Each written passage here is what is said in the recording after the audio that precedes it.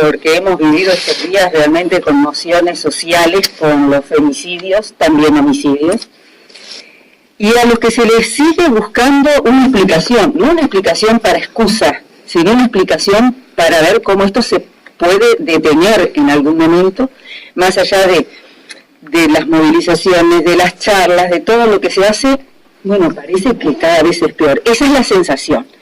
Nos visitan para analizar este tema hoy la psicóloga forense Adriana Saua, con quien hicimos una vez una entrevista telefónica, y a nuestro programa del canal también, que está por Salto, así que muchas gracias por haberte acercado hasta el programa. Gracias a ustedes por la invitación. Y Mariela Bernel, licenciada en Psicología también, que hace unos días hizo un planteo en torno a este tema, y que nos gustaría que lo conversara más allá de todos los otros temas que vamos a tratar hoy aquí. Es una tertulia, así que sin que estemos preguntando. Me gustaría, Adriana, que comenzara, si podés, haciendo el análisis que podés hacer desde tu lugar, además directora del Instituto de Criminología, ¿no? En estos temas, ¿se te convoca como perito? ¿Qué lugar ocupás? Sí, se me convoca, mi formación tiene que ver con lo forense, lo criminológico, y trabajo especialmente con abuso sexual infantil y maltrato, y sí se me convoca por estos casos, claro que sí, y de hecho, allá los medios en Montevideo es impresionante cómo se está trabajando esta temática. Hay mucha movilización. Justamente la movilización del 8 de marzo fue muy participada, diríamos, muy sentida, y estamos todos bastante muy tocados, ¿no? Muy conmocionados por toda esta temática. A ver, el feminicidio es una figura que se instala, diríamos, hace relativamente poco tiempo en lo que tiene que ver con la justicia penal como feminicidio, pero bueno, es diríamos una temática que ataca a nuestro país hace muchísimo tiempo. Ahí debe ser porque hay tanto feminicidio o feminicidio. De las dos maneras está correctamente dicho. De las dos maneras está correctamente dicho. De hecho, en la Facultad de Derecho hubieron charlas sobre justamente esta temática donde estuve participando y era una de las preguntas que se hacían, ¿no? Tiene que ver justamente con crímenes de poder y crímenes por odio. Específicamente se tipifica desde el punto de vista criminológico y penal lo que vendría a ser un crimen que se realiza, diríamos, con un fundamento de género, de base, ¿no? Específicamente hacia poblaciones, en este caso femeninas, por odio o por poder. Es una definición muy amplia también, ¿no? O sea que hay que tallarla muchísimo y hay que poder trabajarla muy profundamente. Y bueno, como les decía recientemente, nosotros hoy por hoy, por los últimos valores que se están teniendo por observatorios latinoamericanos, estamos siendo uno de los 3 países más violentos contra la mujer en Latinoamérica.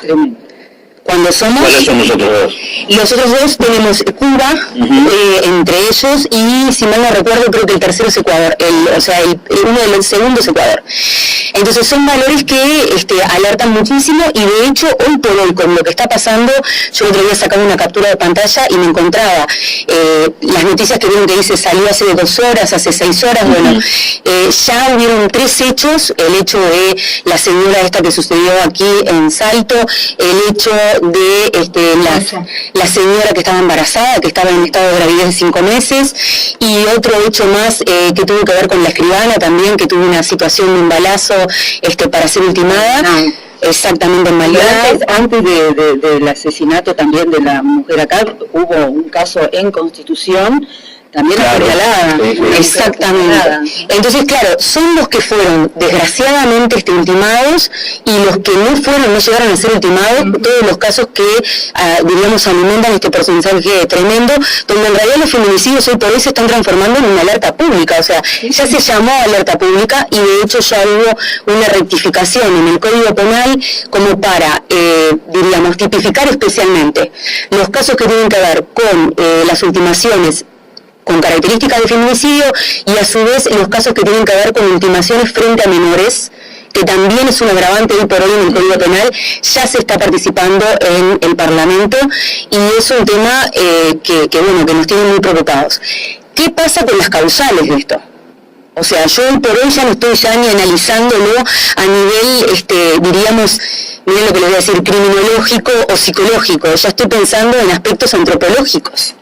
¿Qué nos pasa a nosotros como sociedad para tener este fenómeno que de hecho hoy por hoy es como una, diríamos, contaminación que se ha generado? Y están apareciendo casos que se multiplican diariamente, que realmente es algo, diríamos, que llama la atención.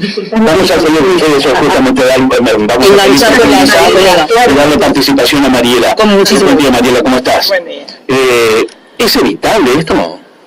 No sé si es evitable. Yo te cuento una de las cuestiones por las que estoy aquí. Sí. En realidad es por un estado que yo pongo en el Facebook, en el cual lo único que digo es que en realidad yo me cuestiono hasta dónde en estos casos no se tendría que dejar de publicar como pasó con los suicidios. O sea, yo no estoy en contra por ahí de la prensa. Sí, Lo que sí, estoy en contra es la forma en la cual esto se está Se le da con, sí. El otro día, cuando yo publico esto, era a raíz de la muerte que habíamos tenido en Salto y a raíz de la muerte que tuvimos en Castillo. Y un compañero al rato me pone, Mariela, pasó otra vez. Es en Castillo. Le digo, no, eso pasó ayer, cuando yo publiqué.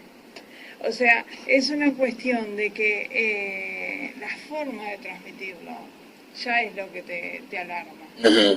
Porque no es solamente que era una mujer embarazada, sino hasta te dan los detalles de cómo la mataron. O sea, es una cuestión demasiado morbosa, la veo yo. Porque ya es bastante con que nos estén matando como para que encima te estén contando los pormenores de cómo la mataron. O sea, ya es espantoso que sea una mujer embarazada, ya es espantoso que sea una mujer, otra mujer más, y todavía encima te dan, pero todos los pormenores, ¿no? Porque es escuchar... Sí, de que se metieron en un monte, todo. Lo cual hace que también, que la veas a la mujer como...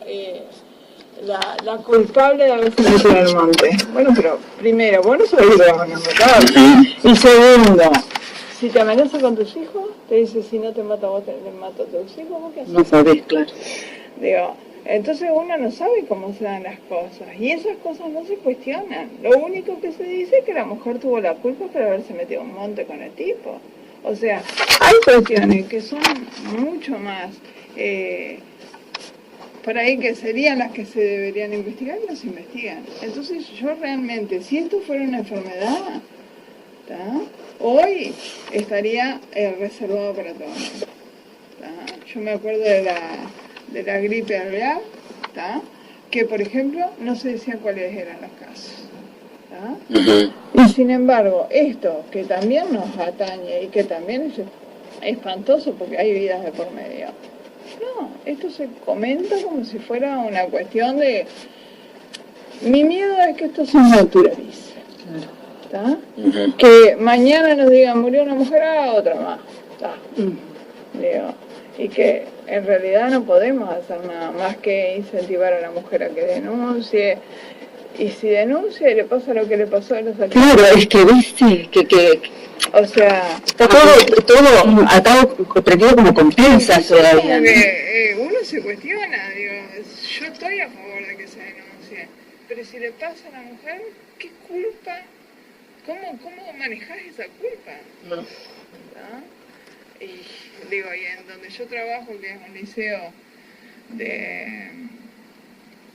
de mucha vulnerabilidad social y económica, y se dan casos de violencia contra los gurises y contra sus madres. Digo, vos a veces te cuestionás esas cosas. Así que ni los técnicos saben por dónde. En realidad, digo, tenemos una postura. Sí, pero... Pero, digo, a veces como que te da para titubear, ¿no? Lo que está pasando ahora. Yo comparto algunas cosas, capaz que no todas, pero tiene que ver, me parece, también con los perfiles, ¿no? A ver, Estoy totalmente de acuerdo con el tema que plantea la colega con respecto a la prensa. Y también para eso creo que lo que tenemos que empezar a hacer es, por supuesto esto no es un juicio de valor, pero digo, comenzar a ver cómo podemos sensibilizar a la prensa frente a estas temáticas. Sí. Eso es un debe que tenemos como sociedad. La prensa tiene que estar sensibilizada de cómo enfocar las temáticas y transmitirlas. Estoy totalmente de acuerdo en ese sentido. Porque aparte hay medios, no todos, pero hay medios que llegan masivamente. Exacto. Y que están, ponele, una semana seguida hablando de lo mismo. Claro, el objetivo no es asustar ni alarmar como planteaba acá la colega.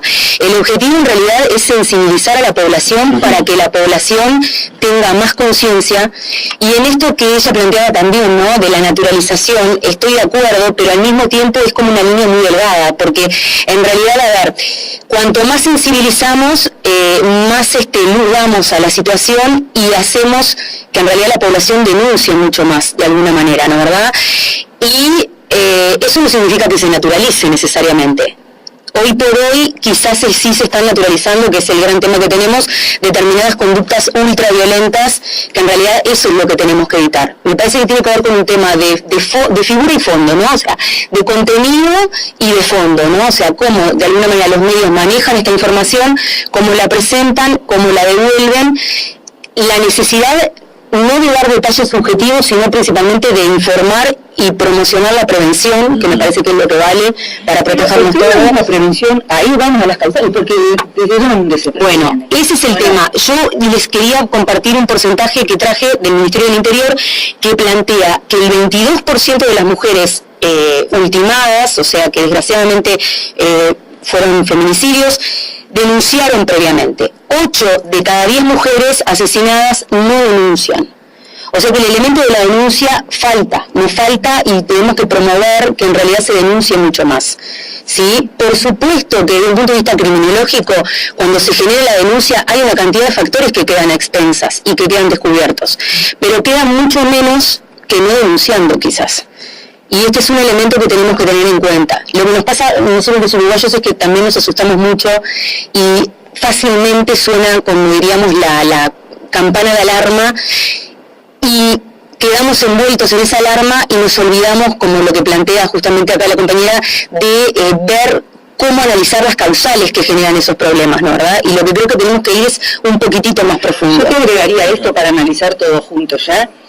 Esta situación que nos han dicho incluso quienes trabajan en la unidad de violencia doméstica, no de ahora, sino desde un tiempo ya, que se encuentran con el problema de que la mujer, aunque estén bajo el sistema de tobilleras, aunque estén bajo el tema de la prohibición de acercamiento, o hasta con custodia policial, la mujer trata un acercamiento al hombre cuando éste le manda alguna línea, alguna señal. No son todos los casos. Pero en la mayoría de casos que quedan ultimadas tienen esa característica. Mira, otro porcentaje más permiso. Tiene que ver también con el ciclo de la violencia. Claro, exactamente. A ver, el 82% del total de las mujeres que fueron ultimadas por circunstancias de feminicidio, los últimos datos del 2017, principios de este año, el 82% convivían con el agresor. Entonces, cuando yo señalo esta necesidad de poder ir más profundo, ir capaz que más a lo que tiene que ver con lo antropológico, lo costumbrista, tiene que ver también con esto. Nosotras las mujeres, por un tema de género, tenemos presentes en nuestra mente este elemento de la conmiseración, del sostener, de, bueno, aguanto un poco más, me sobreadapto un poco más. Por supuesto que hay variadísimas circunstancias. Exacto, con más amor vas a cambiar, te voy a transformar, y estos elementos evidentemente no funcionan en estos casos, ¿no, verdad? Yo, por ejemplo, justamente ese elemento me parece que es clave y que tiene, me preguntaba los otros días, bueno, a ver, pero ¿con qué tiene que ver? No solamente tiene que ver con un tema de educación, tiene que ver con un tema químico, neuropsicológico. Sí. Nosotras las mujeres ya somos psicológicamente así, y los varones son psicológicamente de otra manera. Entonces, a ver, este aspecto me parece como que hay que tenerlo en cuenta y defenderlo, ¿no, verdad? Creo que hay muchísimo para decir, pero bueno, principalmente esto, elementos que tienen que ver también con la autoestima femenina, el tema de los límites, cómo nosotros desde el lugar de mujeres ponemos límites y manejamos nuestra autoestima, y también qué dignidad queremos para nosotras mismas, ¿no? O sea, si podemos soportar las cosas que soportamos y por qué las seguimos soportando, qué hacemos para no seguirlas soportando. La mujer que es víctima de violencia viene de un hogar donde su madre o ella en algún momento fueron víctimas, porque inconscientemente uno repite las situaciones de la vida muchas veces, ¿no? Sí, no en todos los casos se tiene por qué dar, ¿no? Digo, tiene que ver mucho con cada uno y tiene que ver, creo que en esto, con la autoestima. Quien entra en una situación de estas y a quien ejercen constantemente violencia, lo que están es socavando su autoestima, ¿no? Su dignidad, ¿no? Exacto. La dignidad personal. Lo que hace que justamente nosotros decimos, pero bueno, ¿qué dignidad quiere para ella misma? Sí, pero lo que pasa es que está tan socavado. La va perdiendo. Tan socavado. Vos no servís para nada, vos sin mí no haces nada. Digo, y si recibimos esos mensajes de nuestra niñez, seguramente... Exactamente. Entonces, digo, mucha gente comenta, y yo estoy totalmente de acuerdo, que en realidad todo esto empieza por la educación en casa. Digo, el asunto es que si vos sos víctima de violencia ya cuando sos chico, es muy difícil que te puedan dar otro tipo de mensaje. Entonces digo, ese es el asunto. Sí, todo empieza en la educación en casa, pero hay veces que en casa no tenemos la posibilidad de llegar a eso. Claro, y además me supongo yo, una niña que de pronto no ejercen violencia directamente contra ella, pero ella está viendo todos los días cómo el padre ejerce la presencia y la resignificación de la figura de la mujer en el núcleo familiar. Pero no porque nosotras seamos más importantes que el varón. Claro, y yo creo que eso es lo que se tiene que entender. El tema de esto no pasa por qué género está por encima de cuál, sino tratar de poner a los dos géneros y a las dos construcciones de lo que es ser femenino y masculino a la misma altura.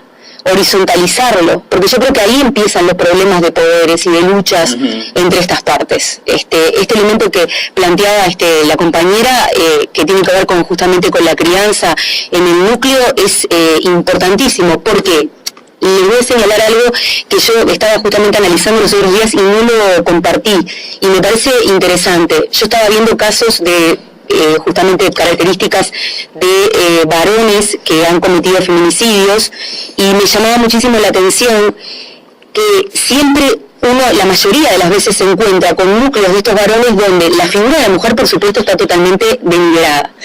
Pero denigrar o no hacerlo y idealizar son dos extremos iguales a la vez.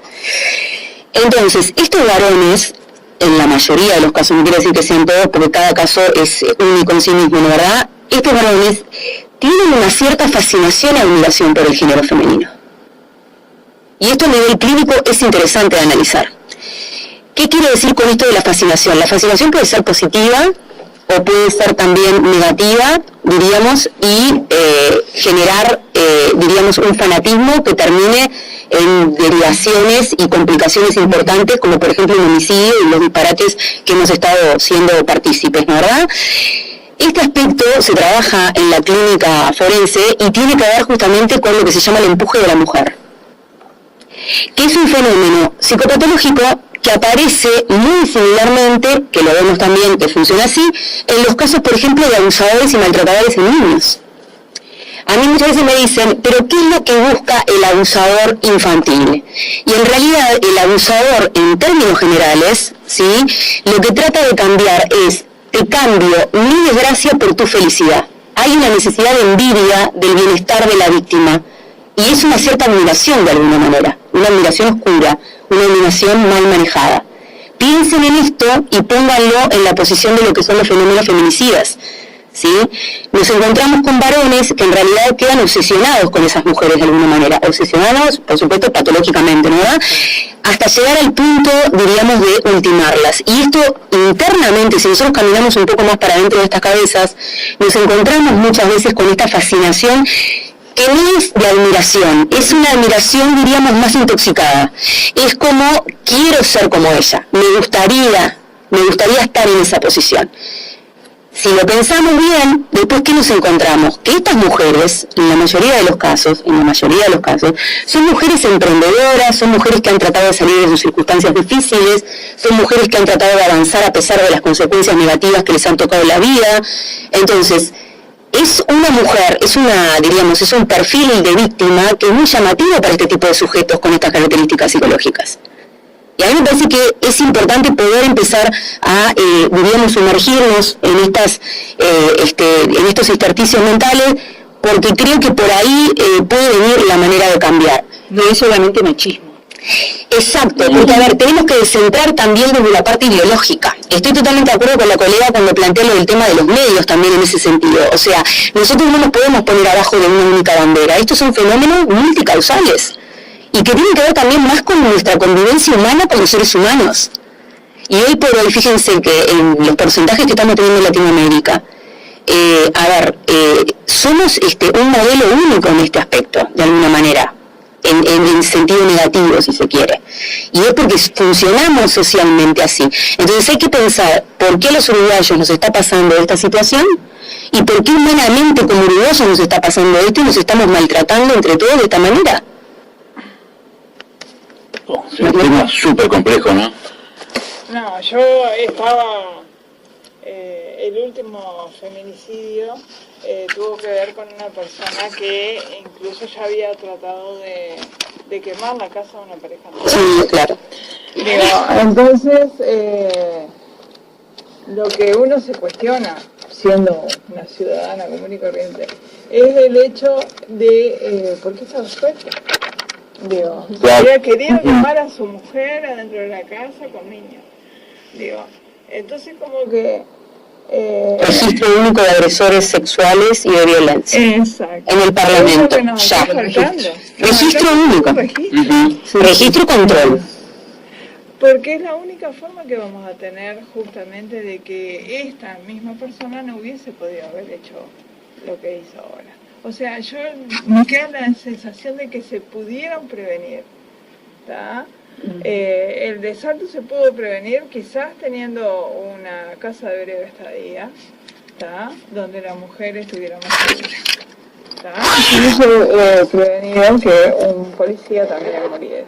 Porque además desde el mismo sindicato dicen que ya le han planteado a las autoridades que no hay garantía para los policías trabajando en Es que no hay garantía tampoco con que el policía cuide. Yo puedo poner 10 policías en la puerta de la casa de esta mujer y si yo, no trabajo sobre la cabeza de este hombre que lo ultimó, no paro con nada de eso. Esta pregunta va para las dos también. ¿Ustedes piensan que detectado estos hombres, se hace un registro, ¿se puede trabajar sobre esos hombres? Hay que hacerlo. Necesariamente. Bueno, pero escuchen, hasta hace un tiempo, yo hace 20 años que vengo hablando de estos temas, y hasta hace un tiempo te decían, es solamente cuestión de machismo, esto no tiene arreglo, no se soluciona con nada. Y como a la cabeza del hombre no la solucionabas. Lo que pasa es que es una mentalidad muy encasilladora esa, ¿no? ¿Verdad? No nos deja trabajar clínicamente como el que, y pocos colegas, y capaz que ella coincide, no sé qué le parece a ella, se animan a trabajar con abusadores y con hombres violentos o potencialmente violentos. O sea, nadie lo quiere hacer ese trabajo. Porque la idea es, si uno va a hacer una denuncia, me dice que faltan denuncias.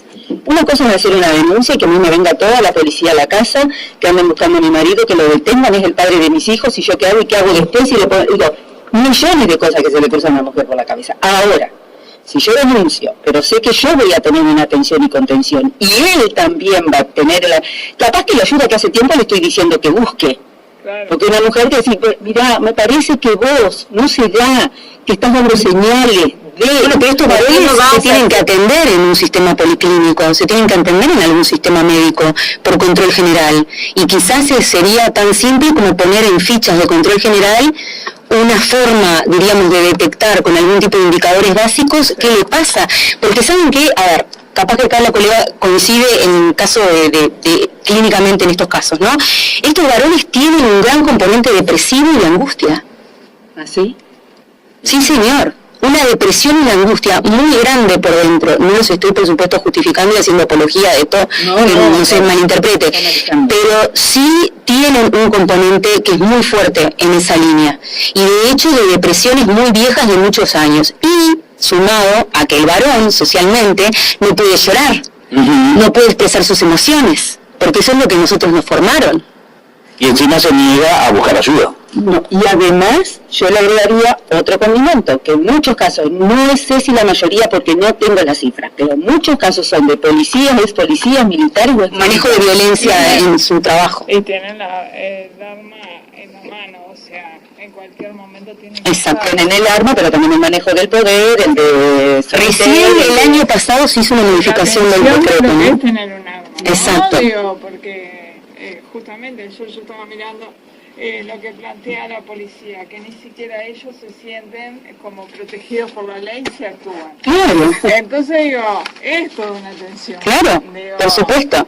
Y llegas a tu casa y bueno, no es justificación. Pero recién el año pasado se hizo la modificación del decreto 360 del Ministerio del Interior, donde los psicólogos por primera vez podemos en la historia de nuestro país dar constancias aplicando los test necesarios para hacer el porte correcto de las armas para las poblaciones policiales. Antes lo podía dar eso un médico general, sin saber en qué condiciones estaba el sujeto.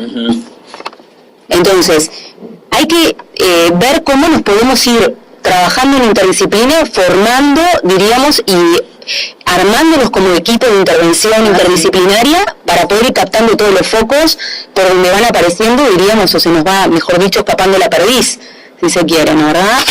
¿Por qué estos hombres se niegan generalmente a consultar un psicólogo? Pregunta el millón. Porque uno ha hablado con mujeres, pero yo le decía, yo quería ir con él, y queríamos llevarlo, y no, me decía que me trate yo, que la enferma era yo, porque soy yo.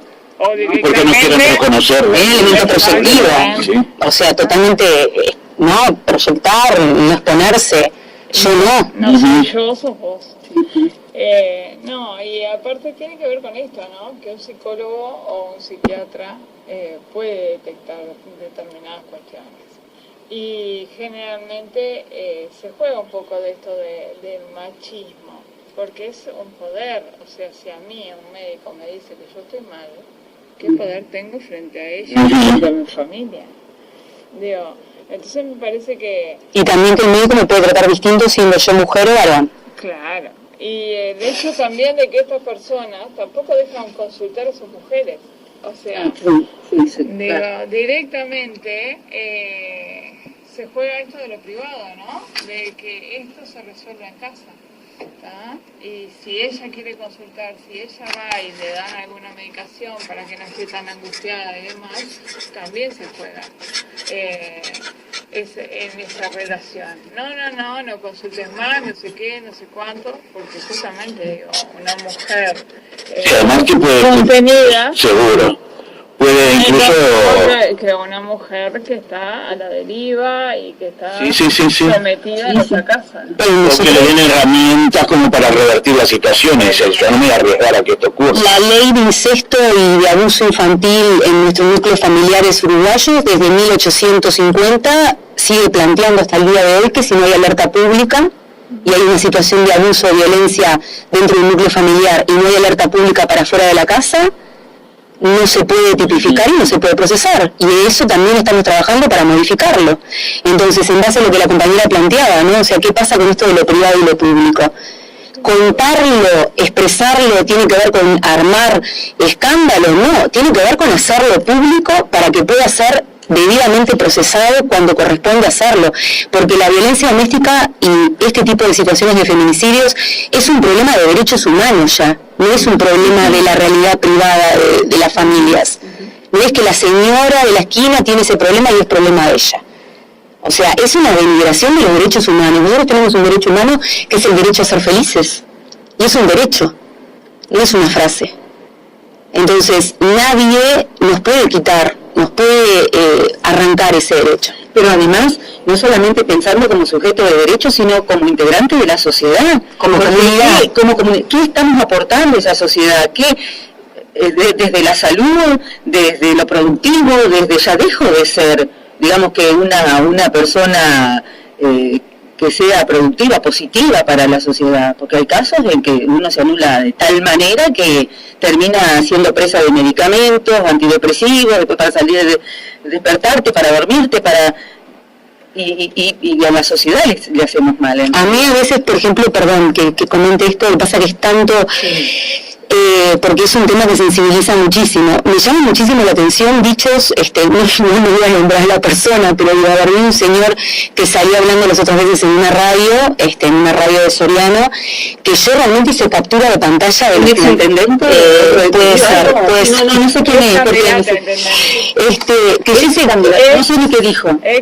Hice captura de pantalla de lo que planteaba porque, o sea, era un pensamiento, ya no era ni siquiera prehistórico el pensamiento. O sea, por supuesto, él terminó diciendo en la nota que hay libertad de pensamiento, libertad de expresión, perfecto.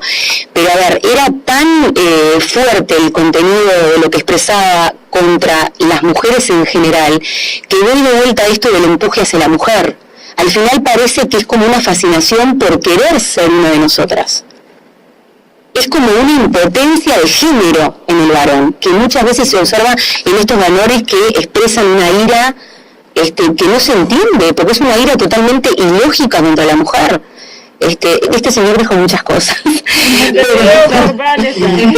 Montevideo Portal pueden escuchar de la nota también, ¿verdad? A mí realmente me dejó, se me congeló la sangre, yo no podía creer lo que estaba leyendo.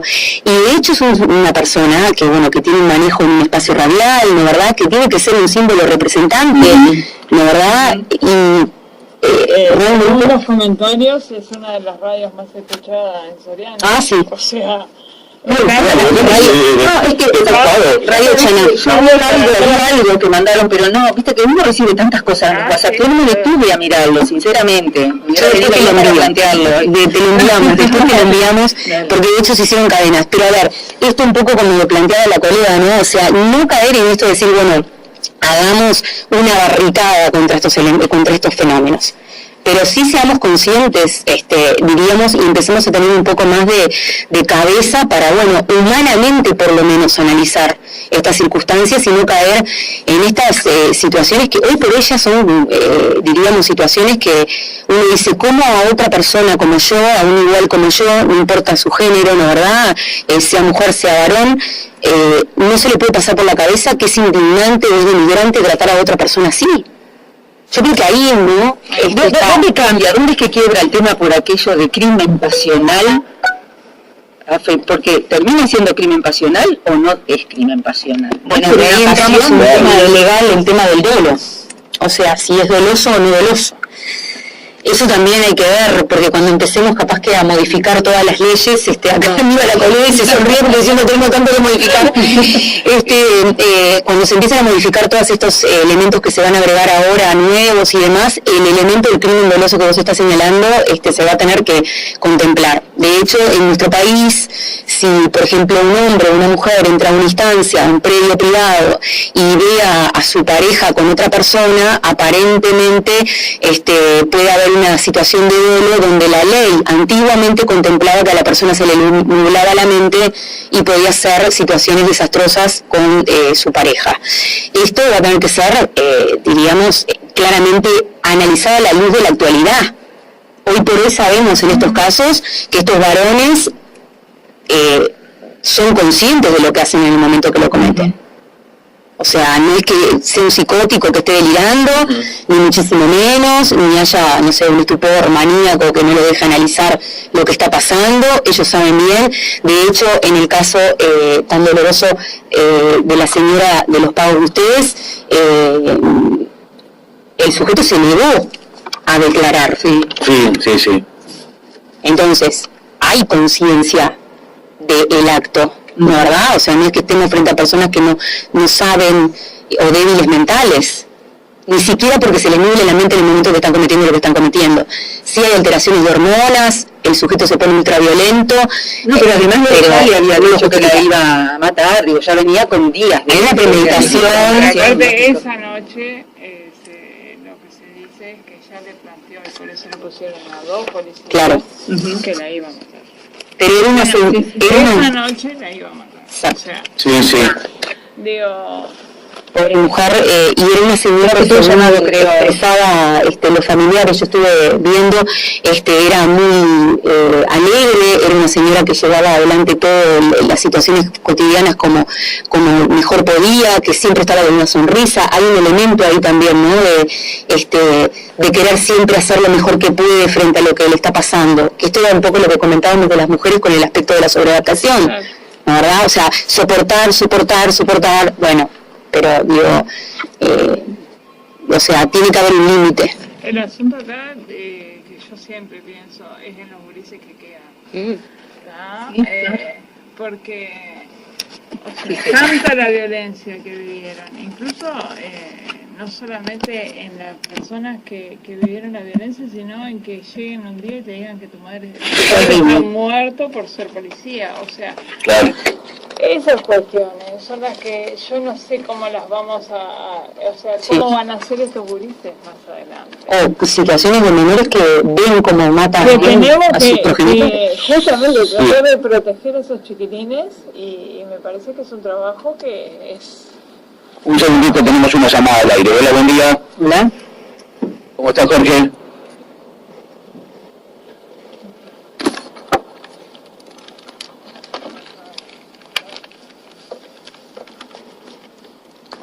Sí.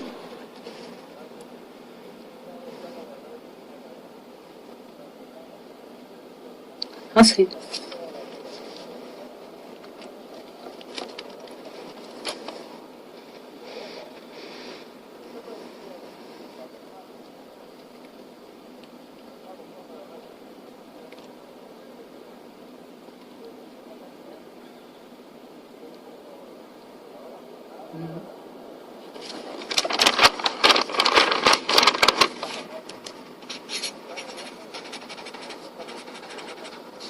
Uh-huh.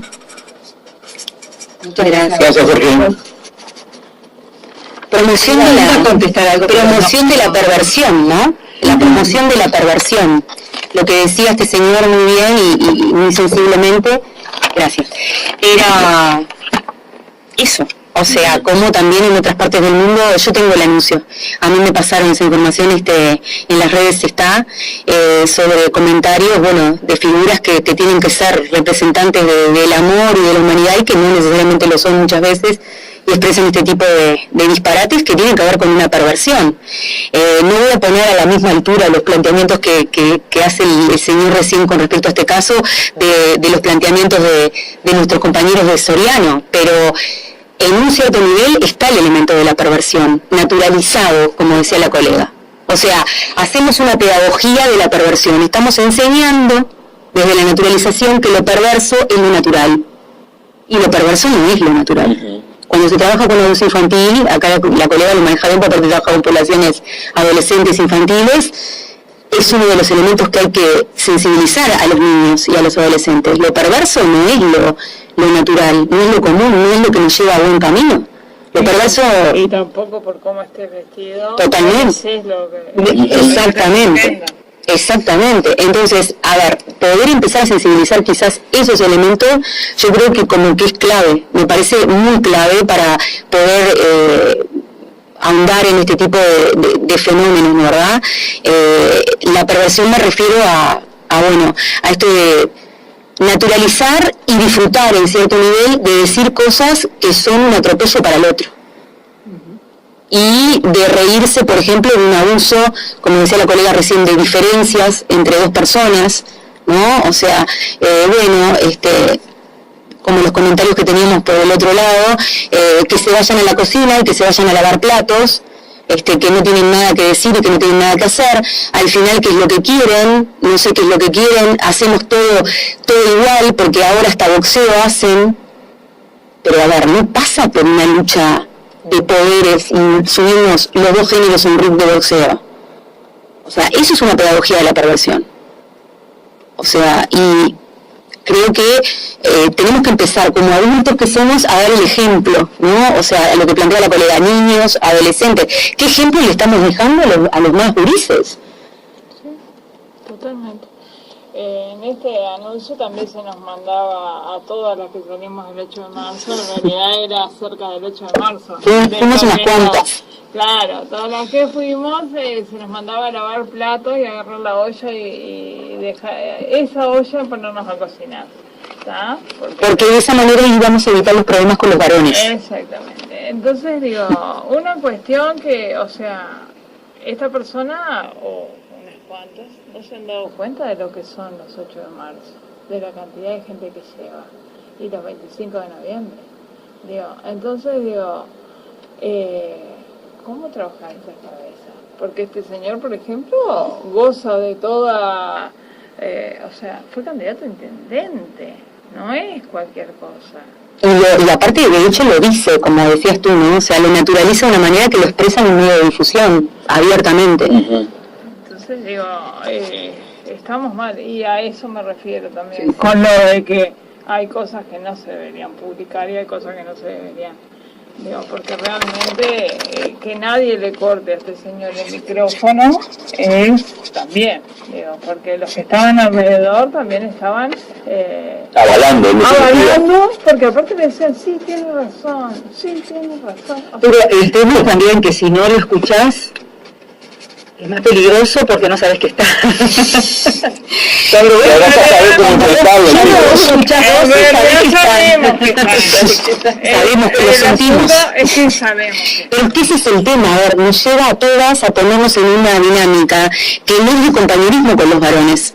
Ese tipo de discursos nos hace enfrentar. Y nosotros en realidad lo que tenemos es que estar unidos humanamente, porque todos somos seres humanos.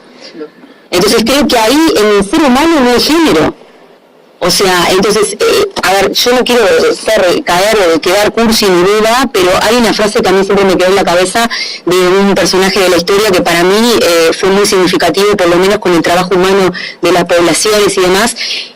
Se van a reír, que es Lady Diana de Spencer, que decía, el bien de una mujer no es solamente el bien para ella, es el bien de todos y de todos los hombres que ella tiene a su alrededor. Sí. Todos los necesitamos. Pero aparte todas las luchas que se han dado en Uruguay son por igualdad, o sea, yo no creo que ninguna de las luchas que hemos tenido las mujeres sean yo creo que el mensaje tal vez no está muy claro, se está mezclando. Claro, ese no está claro. El libro está ahí. Porque viste que aparecen tantas cosas que lo que menos queda visible es el tema de la igualdad. Lo que parece más es que yo soy mejor o más, o ¿me entendés? Es lo que hablábamos el otro día del tema de los grupos feministas, que hay grupos que son pero a ver, yo no quiero un mundo sin hombres. Claro, lógicamente, nosotros tampoco. Nosotros no queremos un mundo sin mujeres. Ahí está. Bueno, pero esa línea que él recién acaba de tocar es la clave. Porque acá no pasa por entrar en una guerra ni en un genocidio de varones o un genocidio de mujeres. O sea, pasa por un tema de ver, bueno, ¿qué nos está pasando? Porque estamos todos involucrados en este fenómeno de enfermedad social. Pero igual yo comparto de que hay grupos feministas que son extremistas, exactamente. Por eso a veces dicen, porque vos no te consideras feminista. No, yo no me considero feminista. Si yo no busco solamente el bienestar de la mujer, busco el bienestar de la sociedad. No me considero, y siempre lo digo, yo no soy feminista. Yo busco otras cosas y no que solamente las mujeres seamos las que salimos premiadas. Yo soy feminista en el sentido, o sea, lo que pasa es que el término es muy claro. Yo comparto con la colega y al mismo tiempo también lo que planteo es esto: el feminismo crítico es el que tiene que ver con que los dos géneros estén a la par. Yo quiero que las mujeres tengamos las mismas oportunidades que los varones y que los varones también sigan teniendo sus oportunidades como siempre. Porque eso es equilibrar la balanza, eso es no descompensar. Los extremos, como decía la compañera, totalmente de acuerdo, de los dos lados, y es cuando en realidad es un ismo, o sea, es una isla. Busco que sean o un mundo de mujeres o un mundo solo de hombres. Y creo que ahí es cuando aparece la patología. Yo lo que veo a veces, que lo comentaba hace unos días también con otra invitada en cuanto a los reclamos de igualdad, que yo creo que ya hay vías por donde, es decir, vías a quienes exigirles esas cosas. Por ejemplo, en el tema de la desigualdad salarial, están los sindicatos. Y además del sindicato está el PCNT, que es el que absorbe todo eso. Está el Ministerio de Trabajo. Hay empresas privadas que no tienen sindicato. Que terminan ganado. Ahí está el asunto. Pero la herramienta para el trabajador. Sí, la puerta para ir a consultar. Y si no tenés el sindicato, tenés el ministerio. Digo, me parece que ahí no, vamos el ministerio. Bueno, ahí pasa también lo personal, ¿no? Por eso te digo, las herramientas están, las tendremos que afinar, las tendremos que sacudir, decir, vos ministerio no estás cumpliendo con tu rol, porque eso lo ha dicho el PCNT acá, vos trabajás en tal lado, vas a ir a hacer la denuncia y del ministerio llaman al patrón a decir, mira, acá está tu... Bueno, eso está mal. Y las mujeres tendremos que aprender a ser más solidarias entre nosotros. Eso, bueno, eso es otro tema que yo... Porque el género femenino uruguayo, y miren que acá como la colega conocemos distintas poblaciones latinas o de distintas partes del mundo, que las mujeres entre ellas no son así, el género femenino uruguayo es competitivo entre mujeres. Claro. Absolutamente. Y esto no pasa por un tema de ser feminista ni como le quieran llamar, porque también hay otras dominaciones. Exacto. No pasa por ahí, sino por poder solidarizarnos entre nosotras como género. Que los varones sí lo tienen. Totalmente, son diferentes. Los varones sí lo tienen. Pero yo pongo el ejemplo los otros días, hasta que a veces tenemos algo para contar y le vamos a contar a un amigo varón, porque no confiamos tanto en nuestra... Eso nos falta, me parece que nos falta muchísimo por ese lado, defendernos entre nosotros. Ahí estamos más complicados porque las mujeres salimos de otra mujer, ¿no? Y ahí hay toda una complicación psicológica que ya nosotras venimos acarreando, que el varón de alguna manera ya lo pasa, diríamos, lo disuelve rápidamente por su género masculino. Pero los varones son mucho más solidarios entre ellos, más contemplativos, se ayudan. Acá muchas veces pasa que según como una capaz que se pare, se mueva, o como decía la compañera, o esté vestido o no vestido, o su manera de hablar, ya hay una segregación, pero de otra mujer, que es una par nuestra, ¿no? Sí, claro. Pero mira, el ejemplo más claro, cuando vamos a parir, ¿qué mensaje recibimos a veces de la partera? Pero hija, no es violencia una mujer que seguramente ya tuvo un hijo, entonces hasta en eso te pones a hacer una lista. Hay protocolos sobre eso que acabas de nombrar. Sí, pero protocolos que se trabajan por la violencia verbal, que los disparates que le dicen muchas veces las mujeres parteras, mujeres a las señoras que están teniendo familia. Por eso estoy bien alineada a lo que a veces vos te cuestionás hasta dónde no estaría bueno que hubiesen más hombres parteros. Pero es que entramos en esa. Terminamos entrando en esa. Y es lamentable, ¿no? Es lamentable porque supuestamente deberíamos tratar de defendernos entre nosotras. Claro, es que yo planteaba los otros lunes cuando estuvo Débora Sotero también, porque está bien luchar por nuestros derechos, pero todos esos mensajes de mujeres divinas, fuerte, amorosa, bella que uno recibe el día de la mujer, no, parémonos desde nuestros defectos también. Claro. Que son muchos y que seguimos creando generaciones. Es muy maníaco. Y además hasta hace un tiempo, no sé cuánto, pero a los hombres no nos permitían entrar al parto. Acompañar a la ahora sí.